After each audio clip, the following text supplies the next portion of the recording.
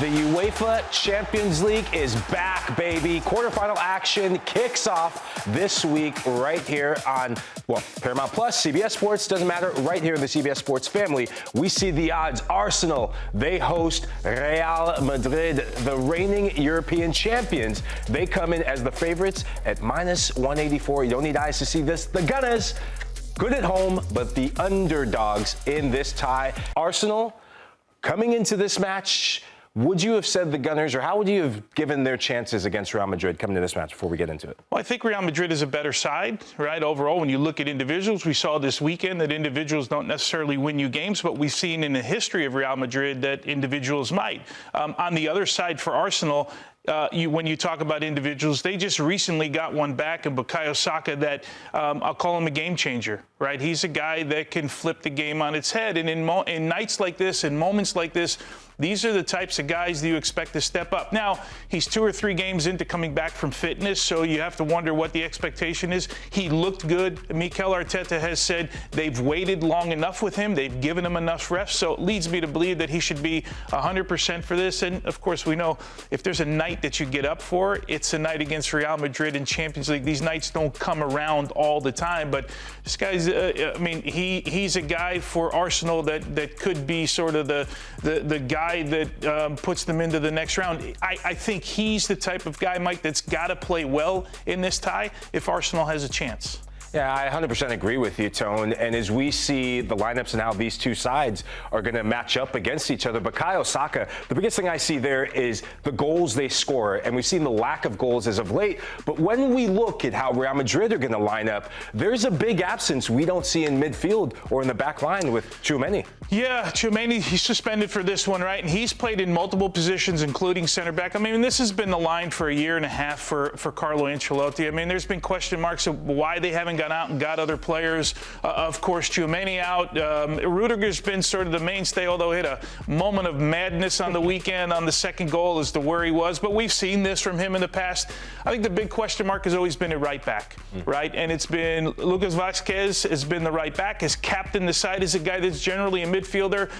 So it's hard for me when I look at Vázquez in games that he doesn't play well to sort of say, hey, it's his fault. He's playing in a position where he's actually helping Real Madrid out, right?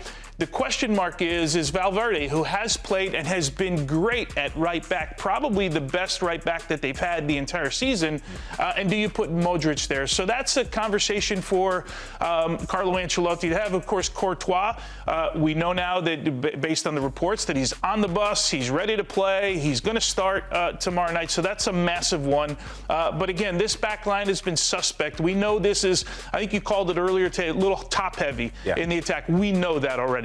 But to win championships, you got to be good back here. Yeah, and I love you gave the Fede Valverde shout, because looking at this 11, I actually think in the Champions League, we've seen Fede play at that fullback position. They need it. When you look at Arsenal, their strengths are to the wingers. So if Fede's there, that's going to put a lot of focus on Fran Garcia and Bukayo Saka. Now, if Valverde goes back into right back, which Carlo Ancelotti's done, who would you put in that midfield next to Jude and possibly Camavinga? I love saying it because he's you guys know, he's my favorite player in the world. Is Luka Modric. He has been for 10 years. And I know he's getting older, and they've managed his minutes now for 2 seasons.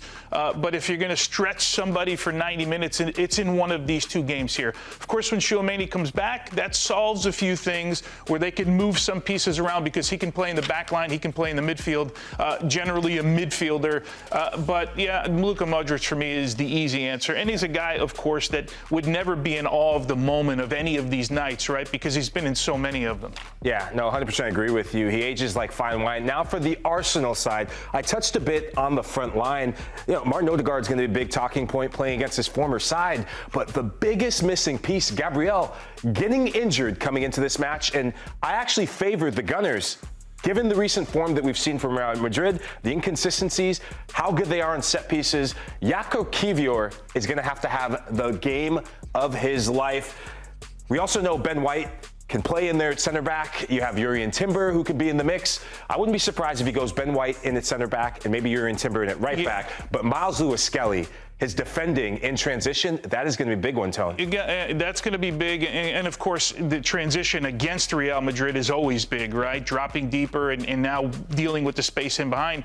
Ben White still coming back recently. Gabriel is just a massive, massive misser. There's no way to get around it. I don't know that Kivior is a Champions League center back, but we're going to find out over the next 2 matches, right? Because there's no bigger test than this front 4, front 5, however you want to slice it up. Yeah, look, if Mikel Arteta doesn't get a striker after these 2 legs, I don't know what to tell you, Mikel. I think we're now seeing the cracks that they're busting out of the pavement because they're overstacked in terms of the quality they have in the final third. They're almost top-heavy, but I think they're made to pay the price of the lack of defensive reinforcements they didn't make in the January window. And we had Guillaume Balaguer on the Golazo network, and he was saying he was even surprised that the Spanish window and the market in the January window was uncharacteristically very quiet. And when you look at the lack of depth at the fullback position, Lucas Vazquez, and I feel like every time in the last week I've come on, I've hammered Lucas Vazquez. I'm going to hammer him again.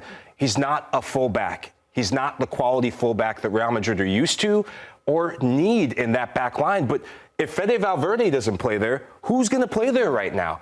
Fran Garcia is your starting fullback, and he was okay on the day, but your saving grace is to put David Alaba in there, which they put towards the end of the game. And you saw the chaos, you saw the disconnectedness and the lack of organization. Late on, it was a 1-1 match, and Real Madrid had both their center backs up the field. What is Antonio Rudiger doing when you have Rodrigo, Kylian Mbappe, Jude Bellingham in the final third? You have Tchouaméni and Rudiger up the field, and there's the parting of the Red Sea that Valencia, Hugo Duro, who has Real Madrid in his sights, it's like every time Hugo Duro's on the field, he's going to score against Los Blancos, and you saw it coming the last 5 minutes. You saw Valencia sitting back and hang him on the counter. That is amateur stuff for a side that's really experienced. I really hasn't figured out consistently how to get all these superstars on the same page. And then when you start getting bailed out, you have this in the back of your mind. You're like, Christina bail me out because she's here, or Michael bail me out, you know. And this weekend it didn't happen. Do you think that as we sort of continue to grow into these expanded fixture schedules, that the fatigue is weighing more heavily on these players because they're more individualized? Well, I think we're seeing it with teams, right? If you look at the Champions League teams in Italy this weekend, not great results for Inter, right? Did they have an eye on what's happening on Wednesday? In England, only Aston Villa won, which really doesn't have sort of the same pressure at the moment that maybe Arsenal had, who dropped points. I mean, so we're seeing this time of year, right? You're throwing everything out, and you're just trying to get through the day, right? That the bodies are heavy, they're a little bit slower, and I think we're seeing that across the board.